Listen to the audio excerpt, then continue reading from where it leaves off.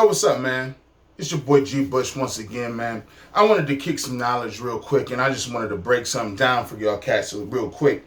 And I think this is kind of important to break down what's going on right now with your boy Cassidy. And I think a lot of people in the media are not savvy enough when they're interviewing this dude, or a lot of fans ain't savvy enough to actually understand what's going on with this man's rhetoric and why this dude is coming out sounding like this. So a lot of people, if you look at what's going on and if you analyze it from a perspective, if you're a guy that works in the media, I work in the media and I work in Cleveland, Ohio. I do a sports talk radio program. So shout out to that, man. If you want to catch the Barbershop, you can listen to that on the radio.com app, man. You can stream me live anywhere in the country.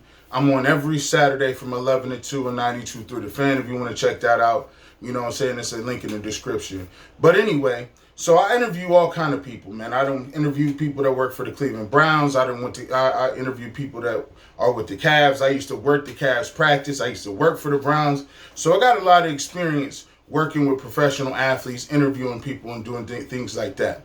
So when you talk about Cassidy, and the name of this video is Cassidy has a lot in common with Donald Trump. They got a lot in common. What do they have in common? And they do a psychological technique called gaslighting. And if you don't know what that is, check that out in Wikipedia, a definition. And basically what gaslighting is just basically using blatant inflammatory language and blatant misinformation to mislead a group of people.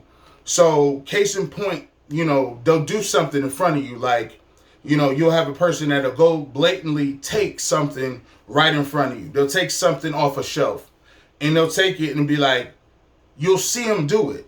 And they'll take it off the shelf and you're like, hey man, why'd you take that off the shelf, man? Why'd you do that? And they'll be like, I didn't do that. What you talking about? I wasn't even here. I wasn't even here 5 minutes ago. And you'll look at him like, is this dude serious? Like, I just saw you take that off this doggone shelf. And so what it does, it puts you in this position of disbelief. It puts you in this position of, like, you, first of all, you get weirded out that this dude is blatantly lying about something stupid like that. Then you start to be like angry, you get displaced, you get disarmed because you can't believe this dude is blatantly lying to you. And so also what it does is after it's done in a long enough pattern, what happens is you start to actually question yourself about, is this reality? Am I just tripping? Did I just not see that? Like, you start questioning reality, like, am I crazy? Like, did that just not happen? So when Donald Trump does this, he basically, the Washington Post has him, you know, lying in his presidency over 10,000 times. You know, basically just lying, talking about there's a crisis at the border. Just lying, just basically lying. You know, being like, oh, this is the largest inauguration in the history of mankind. That's unequivocally false. We can fact check that. And so what happens as an individual in the media, you are consistently forced with definitely all the time fact checking him on things that you know he's saying that are unequivocally false. And he knows that they're false. And he actually knows there's a thing called Google and Wikipedia that you can search this information and prove that you are blatantly lying. But he doesn't care. He just consistently says it. And you have this thing called fatigue. You get so fatigued with correcting him that pretty soon you just start letting it go. Like, you're like, well, I can't call him on every single lie that he says, so I'm going to just let that one go. I'll call him on something else. And basically what happens is you start to let him slide on certain things without calling that out. And so that's how gaslighting works. And it's very effective because what it does, the people who are supporting you, your fans, it gives them like a boost, fresh energy, and it gives them a rallying cry to round up your base to get behind you. And they're like, see, I told you, yup. It becomes a rallying cry. They get a stronger a bravado about them, like us versus the world. And that's how you grow this following and base, where people will blatantly lie, they'll blatantly turn the other cheek, they get cognitive dissonance where they follow something that they know is false and they just continue to support it. And a lot of people in the battle rap community don't understand that that's the same thing Cassidy is doing in regards to his battle. You know, everybody who watches battle know, like, he gave you nothing in that battle. Like, people talking about his bars in the first round. Like I'm not even gonna do a recap on what his bars is like, because that's part of gaslighting.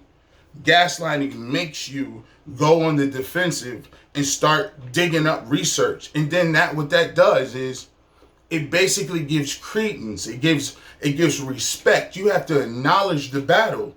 So now you going back, doing your homework, doing your research, and now his fan base is like, see, they even got to go back and look at it. They even got to check the film and the tapes on this situation. You see what I'm saying? Like, if you go back and look at that first round, he definitely had way more bars. That's because he's gaslighting you.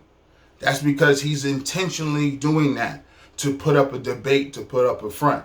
And that's all the psychological techniques that he's doing. This is psychology. This is science. This is a fact. This is, scientists study this, human behavior.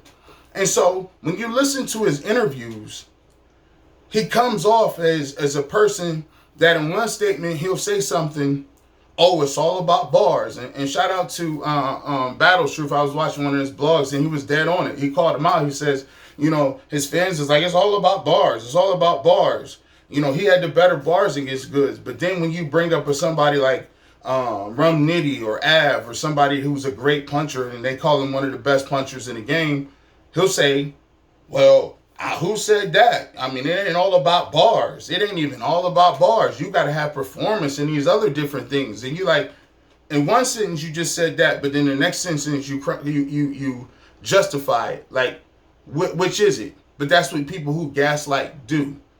They flip-flop. They make you almost think like, dang, am I tripping? Or did I see the battle wrong? Or and so basically he ends up getting away with all of these things. He basically rallies his people, and he does that to make it seem as if the battle's closer than what it is. The battle, actually, to be truthful, your eyes were deceiving you. The reality was Cassidy really won that battle. That's what really happened. It's just gaslighting. It's a technique. And a lot of people in the battle rap community, what y'all have to do is you have to be consistent in when you calling stuff out. And one of the things that I'm going to talk about in the next video that I'm going to drop here in a second is just basically the way battle rappers in the media and in general talk about the scoring system in battle rap has consistently led to this type of behavior where battle rappers can do this exact same technique. They make it easier for them to do it because of the way battle rappers in the community covers battles. The scoring system, how they talk about it, the concessions that they give, they make it easier for you to do this technique where all of a sudden you can talk after a battle and then now all of a sudden you're in contention.